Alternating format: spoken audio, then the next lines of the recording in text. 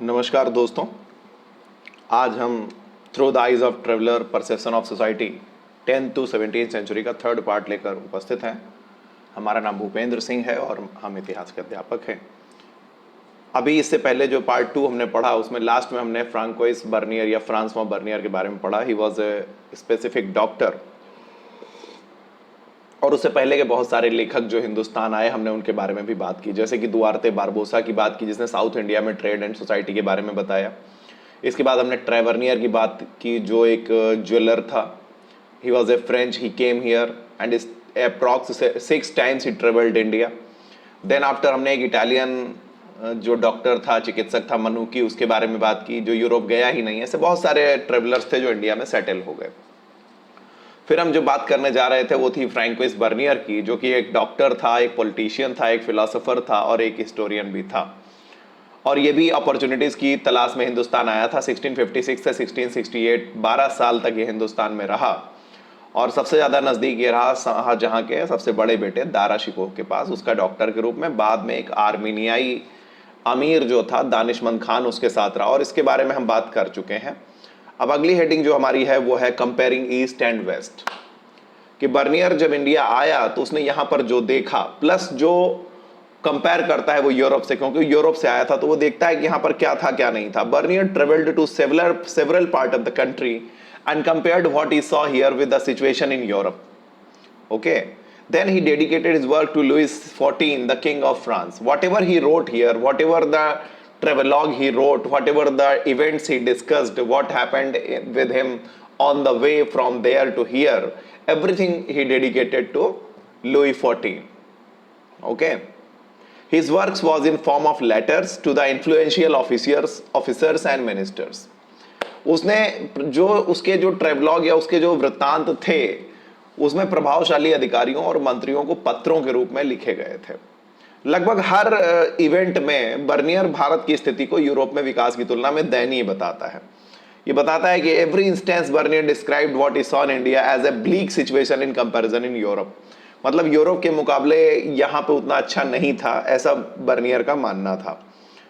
अब इसके बाद अगर हम बात करें after publishing 1670-71 his work, his writing became extremely popular और इसको कई भाषाओं में प्रकाशित किया गया, specially translated into English and Dutch. 1670 से 1725 के बीच में फ्रेंच लैंग्वेज में इसके वर्क को 8 times रीप्रिंट किया गया। 1685 तक इंग्लिश में 3 times रीप्रिंट किया गया इसके वर्क को। This was in marked contrast to the accounts in Arabic and Persian. अगर यहाँ पे अरबी और फारसी हम अकाउंट्स की बात करें जिनका मैन्युस्क्रिप्ट के रूप में यूज होता था, तो 1800 से पहले ये पब्लिश नहीं होते थे, उसके ये पूरी तरह विपरीत था। क्योंकि जो वो दोनों लोग आए, जो इब्न बतूता और वो आए, तब तक हमारे यहाँ मतलब प्रिंटर का आविष्कार नहीं हुआ था। जोहानस गुटेनबर्ग ने 1450s में प्रिंटर बनाया और जब ये आ रहा है तो प्रिंटर ऑलरेडी सेट हो चुका है, तो इसके समय लिटरेचर बहुत ज़्यादा है ना, क्योंकि उस समय इतना पब्लिश होना मुश्किल था इब्न बतूता और अलबरूनी के टाइम पे, लेकिन इस समय तक सब कुछ ईजी था और चीज़ें आसानी से हो सकती थी। ये अपने एक रिसोर्स की बात करता है कि he travelled with the Mughal army. तो वहाँ ये क्या करता है, ये आपको बता रहा है कि जब उसने मुगल सेना के साथ यात्रा की तो सेना कश्मीर जा रही थी। Where it event Kashmir. और जो हमारे देश का कस्टम था, इंडिया का जो कस्टम था, उसके लिए उसने क्या किया कि अगर एक व्यक्ति सेना के साथ जा रहा है तो उसके साथ क्या क्या रहेगा, तो उसके साथ रहेंगे 2 तुर्कमन हॉर्सेस यानी तुर्की से आए हुए घोड़े और एक पर्शियन कैमल होना चाहिए जो बहुत पावरफुल कैमल होते हैं, और उनको चलाने वाला एक व्यक्ति होना चाहिए।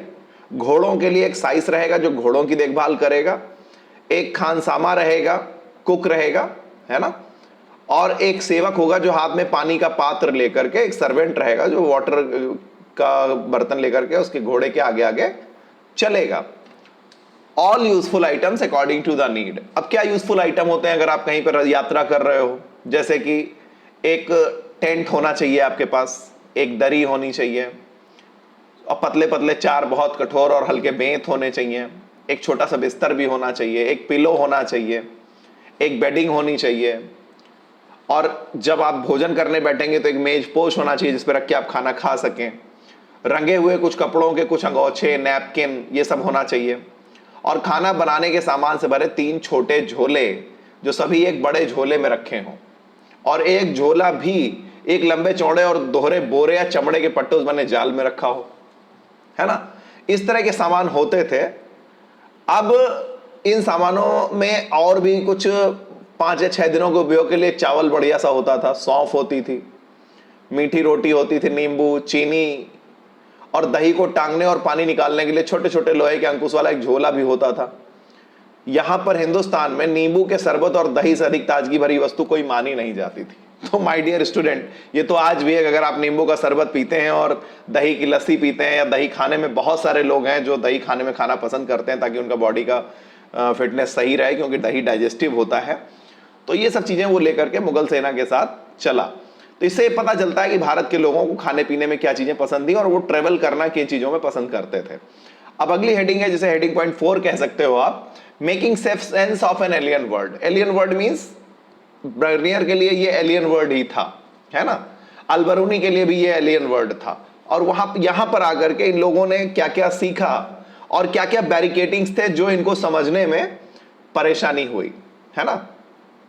जब वो हिंदुस्तान में आए तो इन्होंने उन चीजों को कंपेयर किया जिनसे वो परिचित थे।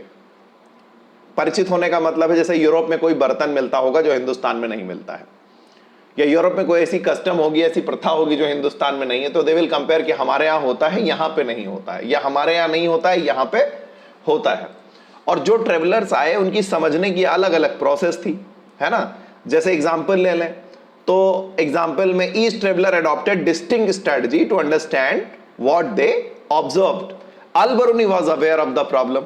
अब अगर हम अलबरूनी का एग्जाम्पल ले रहे हैं तो he was aware of the problems and discussed several barriers. Al-Biruni ने कई समस्याओं की, कई परेशानियों की बात की है, जिनको आप अवरोध भी कह सकते हो, बैरियर्स विच ऑब्स्ट्रक्टेड अंडरस्टैंडिंग, जो आपकी समझ में बाधक थे। जैसे पहला जो barrier, the first barrier, that Sanskrit, है ना, भाषा। संस्कृत, अरबी और पर्शियन बहुत डिफरेंट थी। अलबरूनी जहां से आया वो अरब वर्ड था, पर्शियन का वो जानकार था, लेकिन जब हिंदुस्तान आता है, हिंदुस्तान के लिटरेचर को समझना चाहता है, तो संस्कृत प्रॉब्लमेटिक हो जाती है। और उस प्रॉब्लमेटिक संस्कृत से वो कैसे निपटता है, वो उन ब्राह्मणों के संपर्क में आता है, उनसे लर्निंग करता है, चीजों को सीखता है, तब कहीं जाके वो वेद, पुराण, भगवत गीता, पतंजलि के टेक्स्ट, मनुस्मृति आदि के बारे में समझ पाता है। Overcoming barriers to understanding. Second barrier क्या है, was the difference between religious belief and practices. दूसरा बैरियर क्या है कि रिलीजियस बिलीफ क्या है और जो सोशल प्रैक्टिसेस हैं वो क्या है। क्योंकि वो जहां से आया है वहां पे अलग तरीके रिलीजियस फेसेस हैं और वो हिंदुस्तान में अलग तरीके के रिलीजियस बिलीफ्स एंड प्रैक्टिसेस हैं। Third barrier was the self absorption and consequent insularity of the local population. Ignorance कह सकते हो, अभिमान कह सकते हो, है ना। थर्ड बैरियर जो है, समस्याओं की जानकारी है लेकिन फिर भी प्रॉब्लमेटिक है मामला। He was dependent on the work of Brahmanas, often citing the passages from the Vedas, the Puranas, the Bhagavad Gita. ये तो हम बात कर चुके हैं अभी। The work of Patanjali, Manusmriti. It gave him glimpse of Indian society. इससे उसको इंडियन सोसाइटी के बारे में पता चलता है। अब हम देखते हैं कि अलबरूनी जाति व्यवस्था के बारे में क्या बताता है। तो जाति व्यवस्था के बारे में उसने एक सोर्स 5 भी है, पेज 125 पे, you can see. He tried to explain the caste system by looking for parallels in the other society. अब वो अदर सोसाइटी से हमारे कास्ट सिस्टम को कंपेयर कर रहा है। कैसे कंपेयर कर रहा है, वो पर्शिया की बात करता है। In ancient Persia 4 social categories were recognised. वहां पर 4 सोशल कैटेगरी थी। पहली कैटेगरी में नाइट्स और प्रिंस आते थे।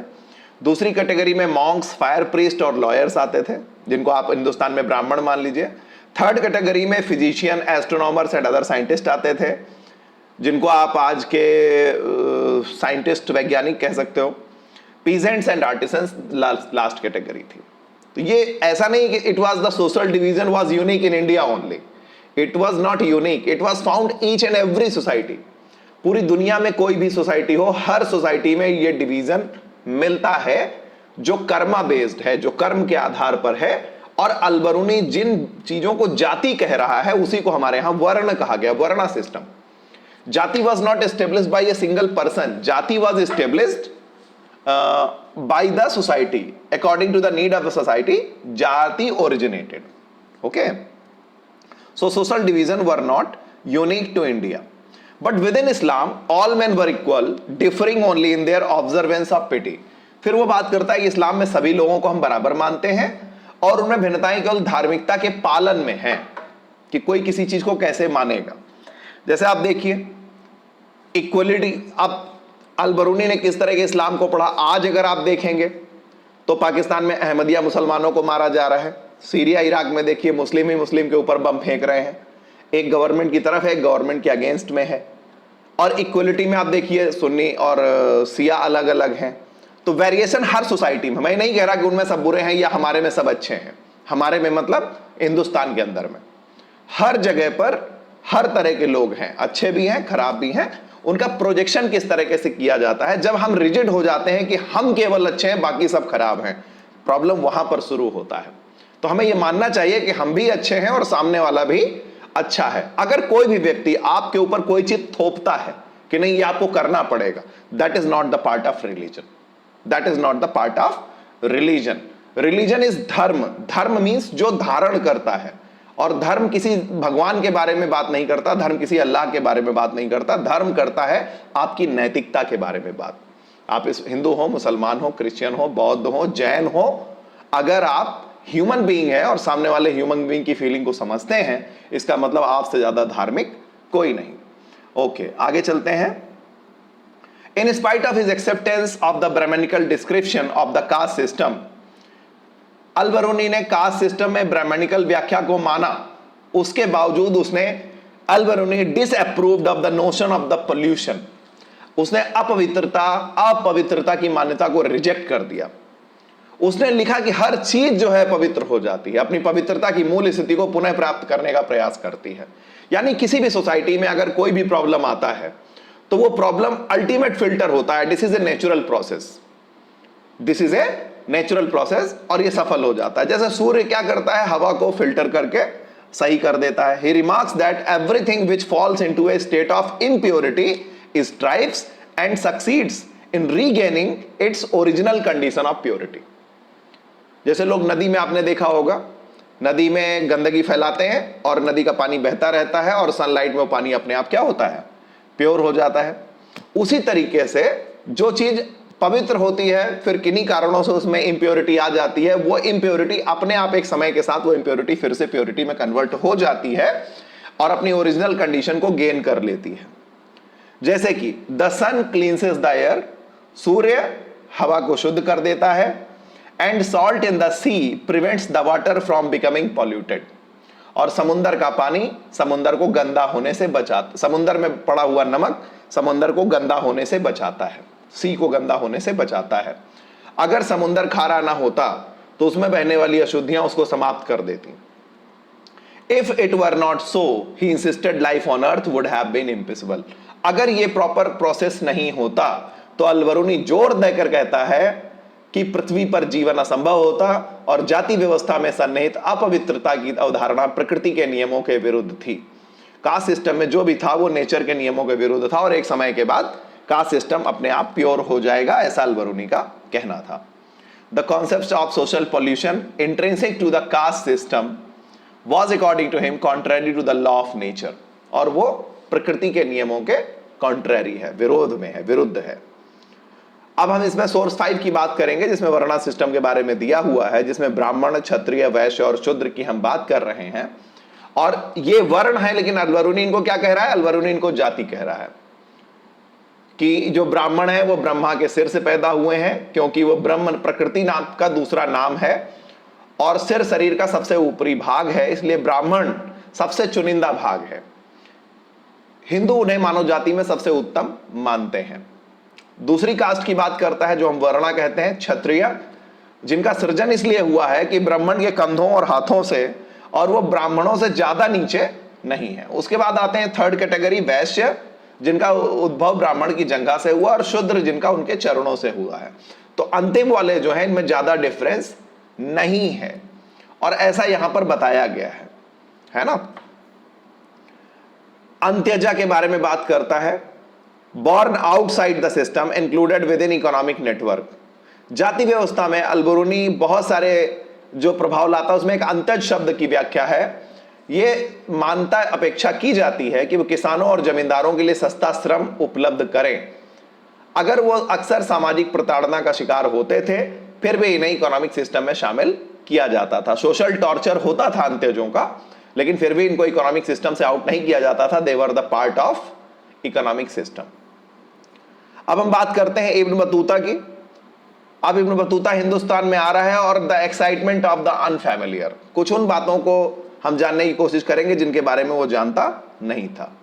14वीं सेंचुरी में आता है और he is a global trotter, पूरी विश्व यात्री है वो, सब continent, part of global network of communication, पूरी दुनिया से हम जुड़े हुए हैं। And stretch from China in the east to the north west Africa, China से लेके नॉर्थ वेस्ट अफ्रीका तक हम कनेक्टेड हैं। And Europe in the west, हम यूरोप में भी कनेक्टेड हैं। He also travelled these land, और इन लैंड्स पर इब्न बतूता ने यात्रा की है। विजिटेड सैक्रेड श्राइन, और यहां पर हर जगह पर सैक्रेड श्राइन, जैसे कि आपने सुना कि जब शुरू में यात्रा की तो मक्का मदीना भी गया।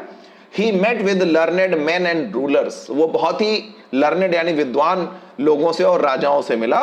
और बहुत सी जगहों पर ही वाज ऑफिशिएटिंग एज काजी, वो काजी की पोस्ट पे था। जैसे दिल्ली में देखा था आपने मोहम्मद तुगलक के टाइम पर, वो दिल्ली में काजी की पोस्ट पे था।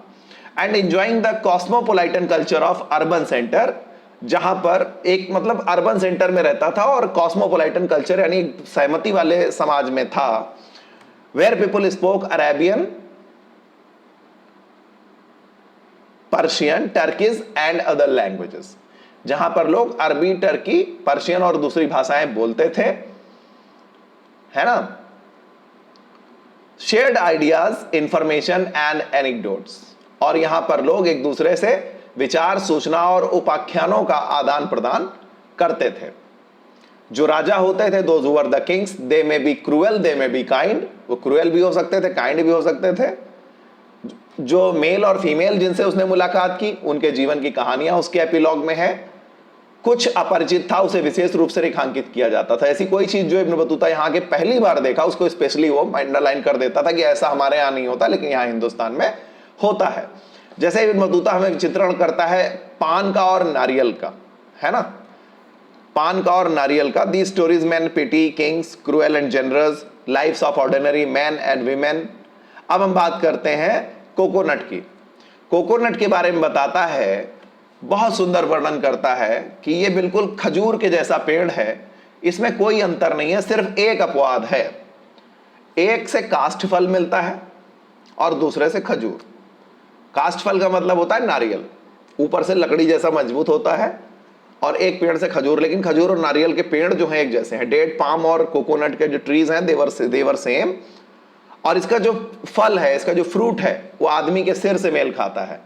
इसमें भी 2 आंखें और 1 मुंह है। कभी आप कोकोनट को ध्यान से देखिएगा, पके हुए कोकोनट को, तो उसमें 3 डॉट्स आपको दिखाई पड़ेंगे। तो ऐसा कहा जाता है कि ये 2 आंखें 1 मुंह है। इसीलिए बहुत सी जगहों पर जब बलि देने की बात आई, तो बहुत सी जगहों पर नारियल को बलि के रूप में मंदिरों में स्वीकार किया जाता है। लोग नारियल चढ़ाते हैं मंदिरों में, है ना। इसमें भी मानो 2 आंखें 1 मुंह है, और अंदर का हरा भाग, हरा होने पर मस्तिष्क जैसा दिखता है। जैसे हमारा सर होता है, तो सर में ऊपर तो मजबूत है, लेकिन अंदर कैसा है, मक्खन जैसा है, जो दिमाग हमारे अंदर है। और इसका जो रेशा है हमारे बालों जैसा है, और इस रेशे से हिंदुस्तान के लोग रस्सी यानी रोप बनाते हैं। लोहे की कीलों के प्रयोग के बजाय इनसे जहाज को सिलते हैं। यानी नारियल का जो अपर कवर होता है, उससे जो रेशा निकलता है, फाइबर निकलता है, उससे जो रोप बनती है, उससे बड़े बड़े जहाज बनाए जाते हैं, और इससे बर्तनों के लिए रस्सी भी बनाई जाती है। ये यहाँ पे कोकोनट के बारे में बताता है। फिर इब्न बतूता एक अच्छी चीज देखता है जिसे पान कहते हैं। बताता है कि एक ऐसा पेड़ है जैसे ग्रेप वाइन का ट्री होता है ना। No fruit, grew only for leaves, इसमें फल नहीं होता, इसमें केवल पत्तियां होती हैं। इसको खाने से पहले इसमें the manner of its use, पान को यूज करने का मैनर ये है, before eating it one takes areca nut, इसमें कुछ सुपारी डाल लेते हैं। अरिकानेट मतलब सुपारी, पान के अंदर सुपारी पड़ती है। This is like a nutmeg, ये जायफल जैसी होती है, और इसे तब तक तोड़ते हैं जब तक ये छोटे छोटे टुकड़ों में टूट नहीं जाती है, और इसको मुंह में रख लेते हैं और चबाते रहते हैं, और बाद में पान की पत्तियों के साथ इनको चबाते हैं। उसने देखा ये तो पान की पत्तियां अजीब सी हैं, अंदर बाहर तो हरा होता है, चबाते चबाते क्या हो जाता है, लाल हो जाता है। ये देखिए, हमने आपके लिए ये लिया है एक पिक्चर, इसमें ये कोकोनट ट्री दिख रहा है, और इसके बगल में पान का बना हुआ बीरा है। बीरा का मतलब होता है जब पान पूरा पैक करके सेट करके खाने लायक बना दिया जाता है। ये और देखिए कोकोनट, ये अंदर से कोकोनट दिखा रहा है। Some of the best examples of Ibn Battuta strategy of representation are evident in the ways in which he described the coconut and the paan, two kind of plants produced that were completely unfamiliar to his audience। Ibn Battuta और उसके Morocco के लोगों के लिए ये दोनों चीजें एकदम अनफैमिलियर थे, जीवन में इसने कभी देखा नहीं, या ऐसा भी हो सकता है। इब्न बतूता की जर्नी के बारे में हम आपको बता चुके हैं, यहां पर फिर से एक बार हम समझने की कोशिश करेंगे।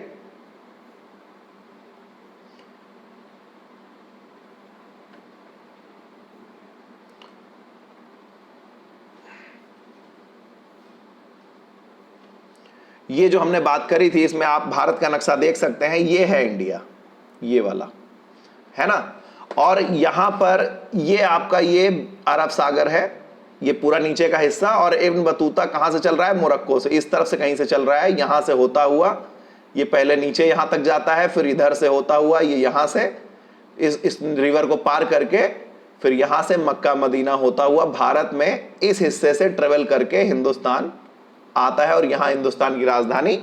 इसके बाद जब हम बात करेंगे तो ये साउथ इंडिया में मालदीव्स, केरल के मालाबार कोस्ट, और मालदीव यहां भारत के नीचे यहां कहीं पर है, जहां पर लास्ट निशान मेरा बन रहा है इस जगह पर, है ना।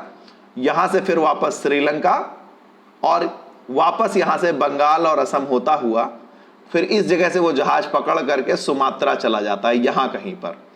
और ये सुमात्रा जो कि इंडोनेशिया में है, और यहां से फिर इसको शिप मिलता है कहां जाने के लिए? चाइना जाने के लिए, और चाइना में काफी अंदर तक ये जाता है, और वहां से वापस हिंदुस्तान आता है, और हिंदुस्तान आने के बाद फिर ये वापस अपने देश लौट जाता है। ये ट्रैक था इब्न बतूता का।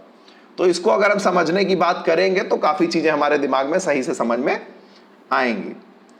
अब वो भारतीय शहरों की बात कर रहा है, तो शहरों में क्यों जाते हैं लोग, इसकी बात वो सबसे पहले करता है। अगर आवश्यक इच्छा, साधन और कौशल है, you have a drive, drive means your desire, साधन है आपके पास, रिसोर्सेज हैं, and you have some skill, you are expert in something, then you can move to the Indian cities, क्योंकि यहां पर बहुत एक्साइटिंग अपॉर्चुनिटीज हैं। ये शहर बहुत ही डेंसली पॉपुलेटेड है, यानी बड़े शहर हैं, दुनिया के बड़े शहरों में भी बड़े शहर हैं, प्रॉस्पेरस हैं, संपन्न हैं, exception for the occasional disruption caused by war and invasion. कभी कभी यहां पे प्रॉब्लम होता है जब युद्ध और अभियान से विध्वंस होता है। डिसरप्शन माने विध्वंस, वॉर एंड इन्वेजन आप समझते हैं।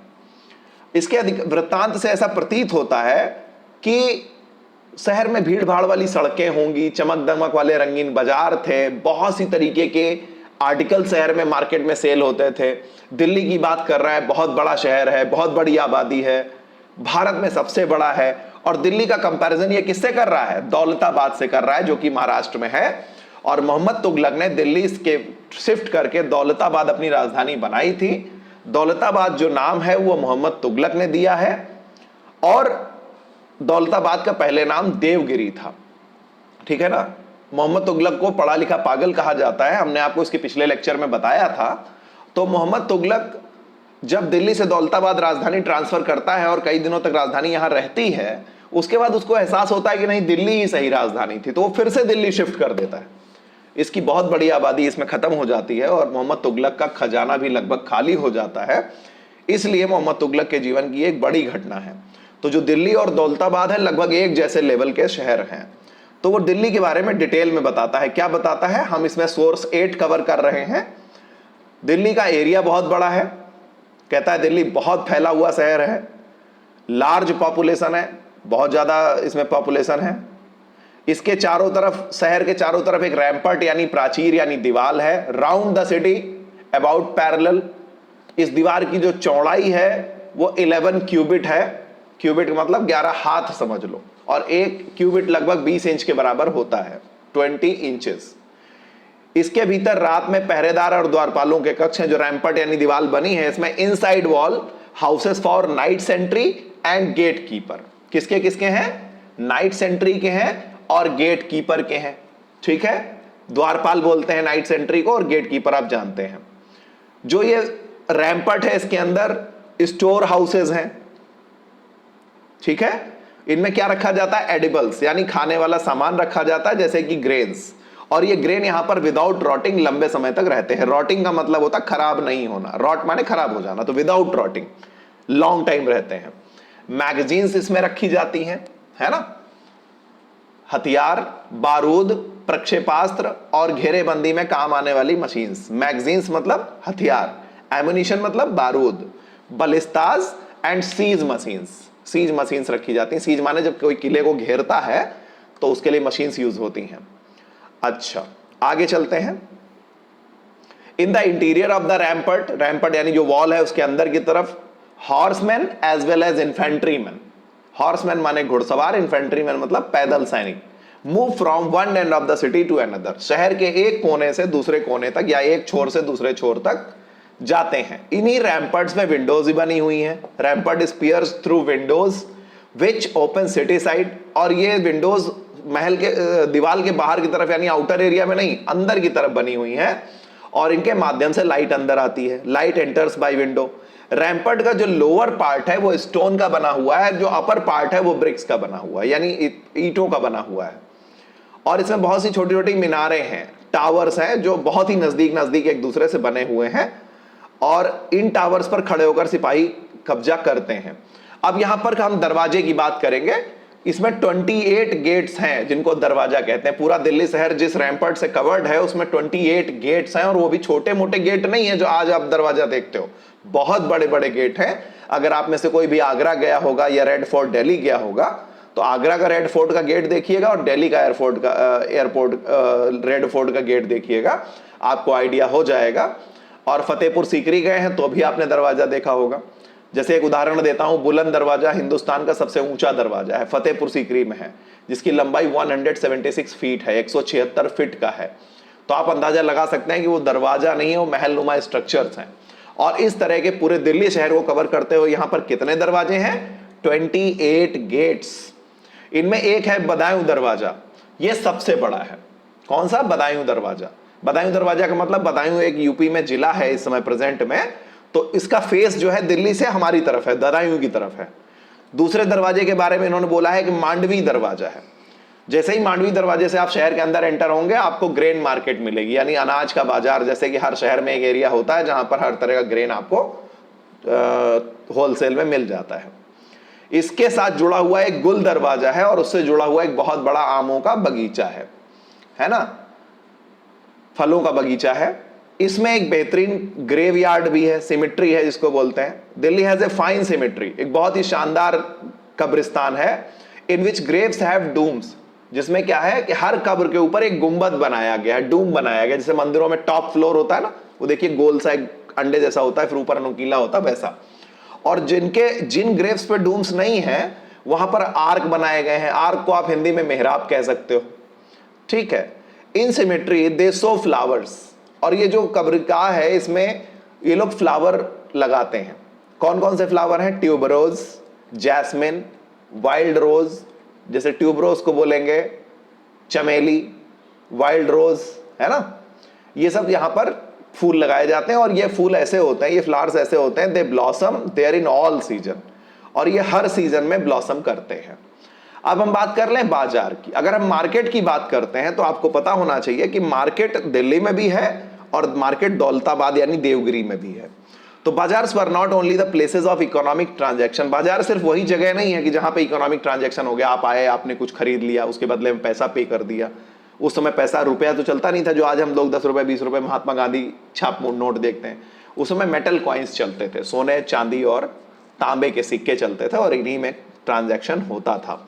और जो बिजनेस होता था वो कैश और काइंड दोनों में होता था। कैश और काइंड का मतलब, अगर if you want to pay in cash you can pay and you can purchase something, and if you want to exchange something that is called barter system, तो आप वस्तु के बदले वस्तु भी ले सकते थे, है ना। तो ये जो बाजार होते थे केवल इकोनॉमिक ट्रांजैक्शन का सेंटर नहीं थे बल्कि सोशल और कल्चरल एक्टिविटीज का सेंटर भी थे। अभी इसके बारे में हम आगे डिटेल करेंगे। बाजार में मस्क थे, टेम्पल थे और बहुत सी पब्लिक परफॉर्मेंस की प्लेसेस भी यहाँ पे होते थे। जैसे डांसर्स अपने आप को परफॉर्म करते थे, म्यूजिशियन परफॉर्म करते थे, सिंगर परफॉर्म करते थे। तो सार्वजनिक प्रदर्शन के स्थान भी थे। जैसे आप बड़े बड़े शहरों में जाइए तो आज भी फेयर लगते हैं और फेयर में कुछ पर्टिकुलर एरिया ऐसा बनाया जाता है जहां पर परफॉर्मेंसेज होती हैं। जैसे मैं इस समय भुवनेश्वर में हूं, अगर मैं यहां की बात करूं तो यहां पे एक प्रदर्शनी मैदान है, तो उस मैदान के एक कोने में एक प्लेटफॉर्म बना हुआ है जहां पर डेली यहां कोई ओडिसी परफॉर्म करता है, कोई भरतनाट्यम परफॉर्म करता है, कोई किसी तरीके की सिंगिंग परफॉर्म करता है, और उसके अलावा इधर साइड में मार्केट चलती रहती है। तो ये आज भी होता है, ये this is not a new activity for India, but Ibn Battuta is regarding that what he saw here in Delhi and Daulatabad. Okay, अब हम आगे की बात करें। He was not concern with explaining the prosperity of towns. वो शहरों की prosperity का वर्णन करने में ज्यादा इंटरेस्टेड या कंसर्न नहीं था। तो हिस्ट्री के जो हिस्टोरियंस हुए उन्होंने उसकी पूरे जो ट्रेवलॉग था उसको स्टडी किया, और उन्होंने पाया कि शहर जो अपनी संपत्ति का एक बड़ा भाग गांव से सरप्लस प्रोडक्शन के रूप में प्राप्त करता है। यानी शहर की जो ग्रोथ है उसका रीजन क्या है? गांव से आने वाला सरप्लस प्रोडक्शन। क्या आज ये सच नहीं है? आज हम बोलते हैं दिल्ली बहुत बड़ा शहर हो गया, बड़े भैया दिल्ली में रहते हैं, बंबई में रहते हैं, चेन्नई में रहते हैं, लेकिन अभी कोरोना चल रहा है और सारे मजदूर किस तरफ भाग रहे हैं? अपने गांव की तरफ। क्यों? क्योंकि शहर में काम नहीं तो तुम्हारी कोई जरूरत नहीं। शहर में अगर कोई भी चीज बंद हो गई, कोई इकोनॉमिक एक्टिविटी बंद हो गई, तो आपकी कहानी खत्म है।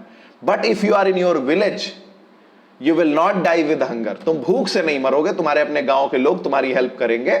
और गांव में अनाज की कमी नहीं होती। बहुत से लोगों के यहाँ गोडाउन में बड़े बड़े उनके कमरे होते हैं, वहां गेहूं चावल दाल बना रहता है। अगर पूरे हिंदुस्तान में 2 साल के लिए लॉकडाउन हो जाए तो मैं गारंटी देता हूं किसान नहीं मरेगा, शहर के सारे मर जाएंगे, ये आप निश्चिंत जानिए। तो जो भी शहर की प्रोग्रेस है, प्रॉस्पेरिटी है, वो गांव की वजह से है। और आज भी ऐसा है, ये पहले की बात नहीं है, आज भी ऐसा है। आप जितने भी प्रोडक्ट मॉल में खरीदने जाते हो, केवल कपड़े की और सारी चीज की बात आप ले लीजिए, आप देखिए कौन सा ऐसा प्रोडक्ट है जो एग्रीकल्चरल प्रोडक्ट से नहीं बनता। केवल आप बर्तनों को छोड़ दीजिए, कपड़े एग्रीकल्चरल प्रोडक्शन है, कॉटन आता है, कॉटन की खेती होती है बाकायदा। खाने पीने का सारा आइटम जो आप पैक्ड ले रहे हो वो खेतों से ही निकल के आपके मार्केट में आपके सामान तक आता है। तो अगर सप्लाई गांव से बंद हो गई तो शहर खत्म हो जाएंगे। अगर सप्लाई गांव से बंद हो गई तो शहर क्या होंगे? खत्म हो जाएंगे। और इस बात को हिस्टोरियन ने इब्न बतूता के डेफिनेशन को समझ के अंडरस्टैंड किया और लोगों को समझाने की कोशिश की। इब्न बतूता ने कहा Indian agriculture is very productive. क्यों प्रोडक्टिव है? क्योंकि यहाँ की सॉइल बहुत फर्टाइल है, फर्टिलिटी ऑफ द सॉइल। और यहाँ के लोग एक साल में 2 फसल पैदा करते हैं। और हमारा जो ये सब कॉन्टिनेंट है, जो अफगानिस्तान से लेके आज के बर्मा और नॉर्थ ईस्ट इंडिया तक है, ये ट्रेड कनेक्टेड है। Inter Asian network of trade and commerce है यहाँ पर, with Indian manufacturers being in great demand in both West Asia and South East Asia. यानी वेस्ट एशिया में और साउथ ईस्ट एशिया में हमारे सामान की बहुत डिमांड है। ये बात रिकॉर्ड में है, ऑन रिकॉर्ड है। और आज की बात नहीं कर रहा हूं, ये आप इब्न बतूता पढ़ रहे हैं 1300 से 1400 के बीच में। भारतीय कपड़े, विशेष रूप से कॉटन क्लॉथ, इसमें हमने कपड़ों का टॉपिक अलग कर दिया। जैसे इंडियन टेक्सटाइल की बात करें, कॉटन क्लॉथ है, फाइन मसलिन है ना, महीन मलमल जिसे आप कहते हो, सिल्क है, जरी और साटन है, brocade and satin, they were in great demand. और जो फाइन मसलिन होता है ये तो बहुत महंगा होता है। जो मलमल का कपड़ा होता है बहुत महंगा होता है, इसको केवल अमीर वर्ग के और बहुत ही धनाढ़ लोग पहन सकते हैं। Certain variety of fine muslin were so expensive that they could be Warne only by the nobles and the very rich. Means ये कपड़ा इतना महंगा है कि हर किसी के हाथ में आएगा ही नहीं, हर कोई इसको परचेज नहीं कर सकता। अब हम सोर्स 9 की बात कर ले, म्यूजिक इन द मार्केट। अब हम आते हैं दौलताबाद में। हमने आपको बताया कि मोहम्मद तुगलक ने अपनी कैपिटल को दिल्ली से कहां ट्रांसफर किया? दौलताबाद ट्रांसफर किया। और ये इसके 5 जो प्लान्स थे उनमें से एक और फेलियर प्लान था। बाद में क्या हुआ कि यहां से फिर इसको कैपिटल वापस दिल्ली ट्रांसफर करनी पड़ी। तो दौलताबाद या देवगिरी कह लें, ये एक बहुत बड़ा शहर है, दिल्ली जैसा है। यहां पर मेल और फीमेल सिंगर्स का एक बहुत बड़ा मार्केट है जिसे हम तारबाबाद कहते हैं। ठीक है, यहां ताराबाद लिख गया है, ताराबाद है। यह सबसे विशाल और सुंदर बाजारों में से एक है, which is one of the greatest and most beautiful bazaars. बाजार में बहुत सारी शॉप्स हैं। जो इनकी शॉप्स हैं उनको कारपेट से डेकोरेट किया गया है। इसके बीच में एक स्विंग यानी झूला लगाया गया है जिसपे एक सिंगर बैठी हुई है। ठीक है, और हर शॉप के पास एक दरवाजा है जो घर के मालिक के घर की तरफ जाता है। जो उस दुकान का मालिक है उसके आवास में घुस जाता है। आज भी देखिए कई सारी दुकानें होती हैं जो मालिक होते हैं मकानों के, वो अपने घर के बाहर वाली साइड में दुकान बना लेते हैं और दुकान के अंदर से रास्ता होता है घर के अंदर जाने के लिए, ठीक है।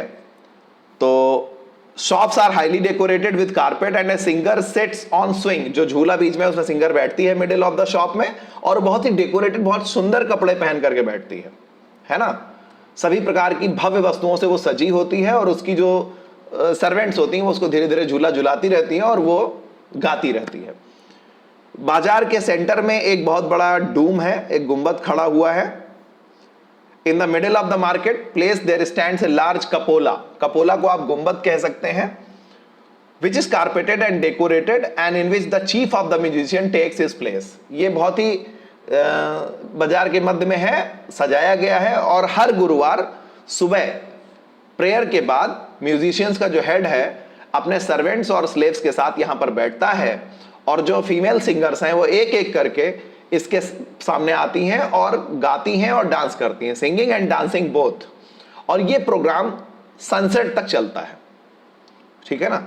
ये प्रोग्राम जो है सनसेट तक चलता है। The female singers come in successive crowds, sings before him and dance until dusk after which he withdraws, जब तक कि वो इस प्रोसेस को खत्म नहीं कर देता। यहाँ जो बाजार है, यहाँ प्रेयर के लिए मस्जिद बनी हुई है, जहां पर कम्युनिटी के लोग आकर के मस्जिद में नमाज पढ़ते हैं। हिंदू रूलर्स भी आते हैं। जब भी कोई बाजार से गुजरता था गुंबद में उतर कर आता था, सिंगर्स उसके सामने अपना सॉन्ग प्रस्तुत करते थे, और बहुत सारे मुस्लिम रूलर्स भी ऐसा ही करते थे। मुस्लिम रूलर्स ऐसा ही करते थे। अब सोचना यह कि इब्न बतूता ने इन चीजों को यहां पर क्यों प्रोसेस किया, कि यहां पर एक ऐसा मार्केट भी है जहां म्यूजिक चलता है। इस्लाम में म्यूजिक को हराम माना गया है। वो अलग बात है कि आज के जो मॉडर्न मुस्लिम्स हैं वो इन चीजों को समझ नहीं पाते हैं, और जो रिजिड मुस्लिम्स हैं आज के, जो जैसे हमारा कोई फ्रेंड हो मुस्लिम हो और उसके पिताजी के पिताजी अगर होंगे तो they don't like music in their marriage and any kind of function. Music को इस्लाम में वो हराम मानते हैं, लेकिन इब्न बतूता शायद इसीलिए इसको ज्यादा फोकस कर रहा है कि यहाँ पर ऐसा हो रहा है कि एक मतलब शॉप है, शॉप के अंदर एक पूरा कारपेटेड डेकोरेटेड शॉप है, उसके बीच में एक झूला है, झूले पर एक लड़की बैठी हुई सिंगर है और बढ़िया से गा रही है। कमाल ये है कि वहां कोई मिसबिहेव नहीं कर रहा है, everything is in process, this is a market, anybody who want to listen enjoy the song they can come, वो आ सकते हैं, बैठते हैं। राजा भी आते हैं, आइदर हिंदू किंग्स और मुस्लिम किंग्स, और यहां पर ये चलते हैं। अब यहां पर बहुत सारे क्वेश्चन आपके माइंड में आ रहे होंगे, उन क्वेश्चंस को आप हमारे कमेंट बॉक्स में लिखिए और हम पूरी कोशिश करेंगे कि आपके क्वेश्चंस के सारे जवाब बिल्कुल अच्छे तरीके से दिए जा सकें। अब हम जल्दी ही आपके पास अपना 4th पार्ट लेकर के उपस्थित होंगे, और प्लीज जो लोग इसको सुन रहे हैं सब्सक्राइब कर दें। सब्सक्राइब करने से हमको बल मिलता है कि हम जो बना रहे हैं वो बेहतर है और सबकी समझ में आने लायक है। Thank you all, thank you very much.